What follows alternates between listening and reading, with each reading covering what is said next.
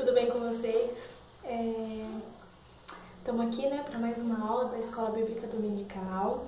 Quero falar para vocês não deixarem de participar da Escola Bíblica Dominical, não deixar de participar das aulas da EBD. Muito importante a participação de vocês, de cada um de vocês, Chame aí os seus colegas, os seus amigos da igreja. Envia esse vídeo para eles, compartilha com eles, para quem não está assistindo, compartilha com todo mundo, as aulas ficam gravadas, então não deixe de assistir, tá bom?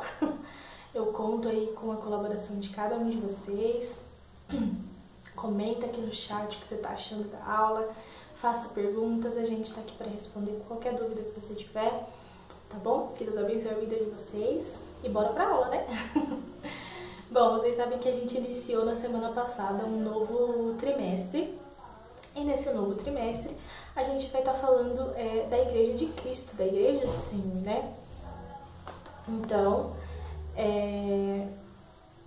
hoje a gente vai falar da aula 2, hoje é a aula de número 2, e o tema da aula de hoje é a igreja que é um projeto de Deus. Então a gente vai falar um pouquinho aí da construção da igreja, A gente vem falando aí da igreja adolescente, Da importância da igreja na nossa vida.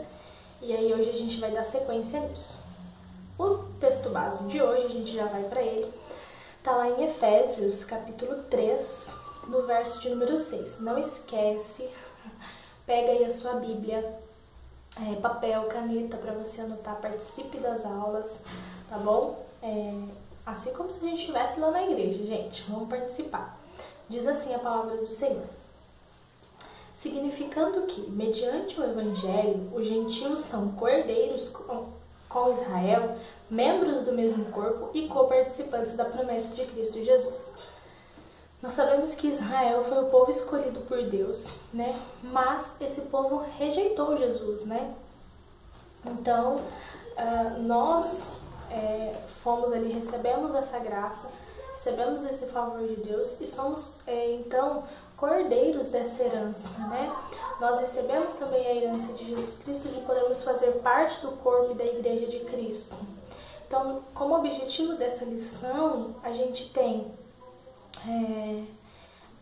sobre a igreja, como compreender, como cada cristão é a igreja e não o prédio é a igreja, mas como nós, como cristãos, somos a igreja de Cristo. Nós sabemos então que Deus tinha um povo escolhido, e aí a gente vai começar falando da igreja lá atrás. Como começou essa construção, Como se iniciou isso? Nós temos o povo que foi escravizado primeiro lá antigamente, lá no Egito, que eles ficaram escravos durante muitos anos, nós sabemos, e depois eles foram libertos da escravidão. Quando eles são libertos do Egito, e eles vão lá, agora por causa da desobediência, eles têm que passar os 40 anos, eles passam ali os 40 anos no deserto. O que acontece? Deus dá uma ordem para que seja construído ali um templo, E esse templo sendo construído, um templo não, na verdade, um tabernáculo, desculpa. Deus manda que eles construam um tabernáculo, onde Deus seria adorado. E aí a gente sabe, a gente já estudou aqui o tabernáculo, a gente sabe que no tabernáculo tinham diversos elementos que simbolizavam a adoração a Deus, simbolizavam também o que estava por vir, simbolizava aquilo que Cristo viria fazer por nós. Então ali no tabernáculo Deus estipulou de maneira bem específica cada coisinha que tinha que ter. Nem todo mundo podia entrar lá dentro do templo, era só o sacerdote. As pessoas só entravam ali no pátio do tabernáculo. Tinham vários elementos, então tinham bacias, tinha a mesa da propiciação, dentro tinham vários elementos também como castiçais, mesa, os pães, cada um com a sua representação específica.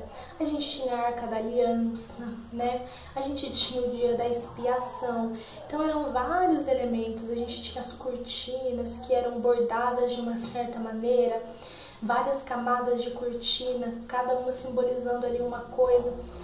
Então, assim, Deus estipulou cada detalhe de como tinha que ser construído ali o tabernáculo dele, como tinha que ser feito isso. né? E através dali o povo adorava a Deus, pedindo perdão pelos seus pecados, né? Através dos sacrifícios, apenas que eles se reconciliavam ali por um breve período de tempo com o Senhor. Então nós temos ali primeiro o tabernáculo. Posteriormente, já lá depois, passando pelos juízes, depois de Davi, vem Salomão, né? Um dos reis aí de Israel. E Salomão, ele constrói um templo para o Senhor. Um dos considerados templos mais bonitos, né? O templo de Salomão, porque Salomão era muito rico. Ele tinha muito dinheiro, né? Ouro, enfim, ele conquistou muitos outros países, fez muitas alianças. Enfim, Salomão construiu o templo onde o Senhor era adorado ali, que posteriormente, depois ele foi destruído, esse templo, mas ele existiu, né? Tinha ele e ali ele era adorado. E na oração que Salomão faz, quando ele constrói o templo, Deus fala com ele, e ele diz que se o povo obedecesse, né, o povo seria próspero. A gente tem ali uma oração muito bonita, e as ordenanças que Deus dá através daquela oração, a resposta de Deus, né, muito legal. Se você quiser ler, tá lá em Crônicas, é bem bacana. Já na época de Jesus, a gente tem ali o templo de Herodes sendo construído, né, onde Herodes tenta se aproximar dos cristãos ali da época. Então a gente tem o templo de Herodes sendo construído, e a gente tem as sinagogas, que era onde as pessoas iam para ouvir e aprender sobre a palavra de Deus, tá? Na época de Jesus, então, existiam as sinagogas. Jesus até vai em uma, né? E ele fala sobre um texto de Isaías, né? Uma profecia de Isaías. A primeira igreja mesmo, ela vai surgir após o dia de Pentecostes, lá no livro de Atos. É o que nós conhecemos hoje como a igreja primitiva, né? As primeiras igrejas, ou a primeira igreja do Senhor. E dentro desse contexto, a gente vê diversas igrejas posteriormente, né? No Novo Testamento, a gente encontra várias com que Paulo enviou cartas, né? A gente tem a igreja de Corinto, a igreja de Éfeso, a igreja de Tessalônica, a igreja de Filipo. Então a gente tem ali diversas igrejas, várias igrejas ali do Novo Testamento, né? E a gente vê Paulo instruindo e exortando estas igrejas. O que nos leva a um ponto importante. Como eu disse no começo, nós precisamos entender que a igreja não é o templo, não é as paredes, não é o edifício, mas a igreja somos nós, as pessoas, os membros dessa igreja, né? A igreja, na verdade, ela é o corpo de Cristo, que são seus membros, que somos nós, que cremos e aceitamos esse Jesus como Senhor e Salvador da nossa vida, como Senhor e Salvador da nossa alma. Então, vamos ler até o que está lá em Efésios, no capítulo 1. Efésios, no capítulo 1, no versículo 22, diz assim: Deus colocou todas as coisas debaixo de seus pés e o designou cabeça de todas as coisas para a igreja, que é o seu corpo, a plenitude daquele que enche todas as coisas em toda e qualquer circunstância. Então, Cristo é a cabeça da igreja. Cristo comanda a igreja, dirige a igreja, que é um corpo. A igreja é um organismo vivo. A igreja não é o templo. Nós temos o templo, instituição. Vamos lá. A instituição, nós temos ela, tá? É um lugar confortável onde nós podemos ir para nos reunirmos, para adorar o Senhor. Então nós temos esta igreja, essa visão de igreja, que na verdade é o templo, né? É o local onde nós vamos nos reunirmos para adorar. E nós temos a igreja que nós chamamos da Igreja Universal de Deus, que é todas as pessoas, todos aqueles que creem e aceitaram Jesus como Salvador da sua vida, se batizaram, fazem parte de uma igreja. Todas as pessoas fazem parte do corpo universal de Cristo. Então a igreja, ela não é só o corpo, não é só os membros da minha igreja. Eu tenho o lugar onde eu congrego, que são os irmãos, a minha comunidade, os irmãos com quem eu tenho afinidade, com quem eu compartilho os meus momentos de tristeza, de alegria. Então eu tenho a minha igreja, né, a minha comunidade, mas existe uma igreja universal, existe o corpo universal de Cristo, onde Cristo é a cabeça da igreja e nós fazemos parte desse corpo, nós fazemos parte dessa igreja universal. Como está escrito lá em Efésios, Cristo é a cabeça dessa igreja e Ele nos comanda, Ele nos direciona através da sua palavra, né? Através do conhecimento da sua verdade. Tendo consciência disso, então, a gente consegue perceber melhor também como era a igreja primitiva, né? A igreja primitiva, ela não era constituída de muitos templos, isso veio depois. Muitas dessas igrejas ocorriam, algumas eram perseguidas, como nós sabemos, então viviam mais escondidas, e muitas vezes essas igrejas, essas reuniões aconteciam nas casas dos cristãos, na casa dos nossos irmãos, né? Então a gente precisa ter essa visão, essa consciência. O que acontece é que muitas pessoas, não entendendo isso, acham que ir à igreja é o suficiente, quando na verdade nós somos a igreja.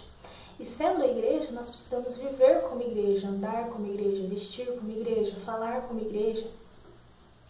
E não somente ir à igreja. Muitas pessoas vão à igreja somente como um ritual, né?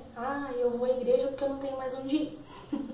Ou então, não, eu vou à igreja porque é meu point, né, adolescente? É porque é onde eu encontro com os meus amigos. E aqui a gente encontra um problema grande porque, por exemplo, vou usar o exemplo de vocês, hein? Tem muitas vezes que a gente chega na igreja e tem muito adolescente do lado de fora conversando. Não só adolescente, não passo a vocês. Tem jovens, tem irmãos velhos, né, que ao invés de entrar no culto, ficam lá do lado de fora, conversando, né? Muitas vezes o pastor coloca a igreja para orar e muitos irmãos não oram. Tudo bem, tem alguns que têm problema, não podem se ajoelhar, mas pode ficar ali no seu lugar, orando e falando com o Senhor. E muitas vezes nós encontramos irmãos mexendo no celular, conversando, brincando, fazendo um monte de outras coisas que não são realmente ir para adorar. Qual é o nosso intuito em ir a um local nos reunirmos? É a comunhão com os irmãos, né? É a adoração da comunidade que nós estamos. Nós precisamos entender que a casa do Senhor, apesar de o templo não ser a igreja, nós somos a igreja, mas o templo é um lugar de reverência, onde nós nos reunimos para adorar a Deus, unicamente para adorá-lo, para servi-lo, né? Então, aquele lugar precisa de reverência, então tome cuidado. Não fique rindo durante a pregação, conversando, quando nós pudermos voltar, e aí na sua casa também, pare para adorar ao Senhor, preste atenção no culto, né? Mova o seu coração para estar adorando ao Senhor, não fique brincando, não, porque nós estamos ali reunidos justamente para render louvor, honra e glória ao nosso Senhor Jesus Cristo, tá bom? Pense nisso. Nós somos uma igreja que fomos chamados para fora, né? Para fora de onde? Para fora do mundo. Nós não estamos mais no mundo, não pertencemos mais ao mundo, somos um povo separado. E dentro da igreja, gente, por que é tão importante nós irmos à igreja, não deixarmos de ir à igreja? Porque é dentro da igreja que nós aprendemos muito com os nossos irmãos. Eu gosto sempre de usar o exemplo da árvore frutífera. A árvore que dá fruto, ela não dá fruto para si mesma. Não é ela mesma que come o fruto. Não, é o outro que come, né? Somos nós que comemos. Dentro da igreja é a mesma coisa. Nós desenvolvemos, por exemplo, o fruto do Espírito, aquele que é cristão, né? Amor, benignidade, bondade, temperança, domínio próprio. E nós produzimos fruto para nós mesmos? Também. Mas nós produzimos para o outro. Quando nós produzimos amor, é para o outro. Quem desfruta desse amor? É o meu irmão. E aonde o meu irmão vai desfrutar disso? No meu dia a dia, no meu conviver com ele na igreja. Sozinho em casa, eu não faço isso. Apesar de sozinho em casa, nós sermos a igreja e nós compartilharmos isso com a nossa família.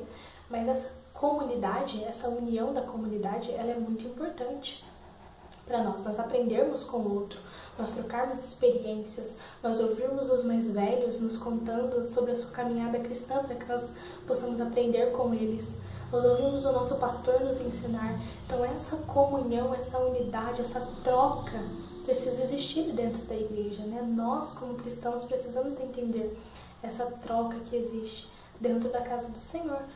que nós vivemos em comunhão e prossigamos em viver em comunhão, em gratidão, em amor um com o outro, cuidando um do outro, né? Nós temos essa missão dentro da igreja. Jesus, ele nos salvou e ele nos reconciliou com ele, né? Através do seu sacrifício na cruz do Calvário, ele nos reconcilia com o Pai. E a partir do momento que ele nos reconcilia, ele nos coloca em pé de igualdade, fazendo com que nós façamos parte de um só corpo, que é a igreja, né? Onde Cristo é a cabeça desse nosso corpo agora. Pensando nisso, então, qual é a missão da igreja, né? A igreja, como eu disse, ela é um organismo vivo, né? Composto por pessoas. Então, nós precisamos ter essa consciência que a igreja vem e ela tem uma missão que Jesus nos entregou, que o Pai nos entregou, né? A igreja ela é cheia do poder, da graça, cheia do Espírito Santo, ela deve ser, né? Cheia do Espírito Santo de Deus. E sendo assim, como eu disse, ela precisa gerar frutos. Gerando frutos, a missão da igreja é compartilhar justamente esses frutos, o amor, a benignidade, a bondade, a temperança, o domínio próprio. É compartilhar tudo isso com os nossos irmãos, né? Nós temos o exemplo muito claro da igreja primitiva, por exemplo.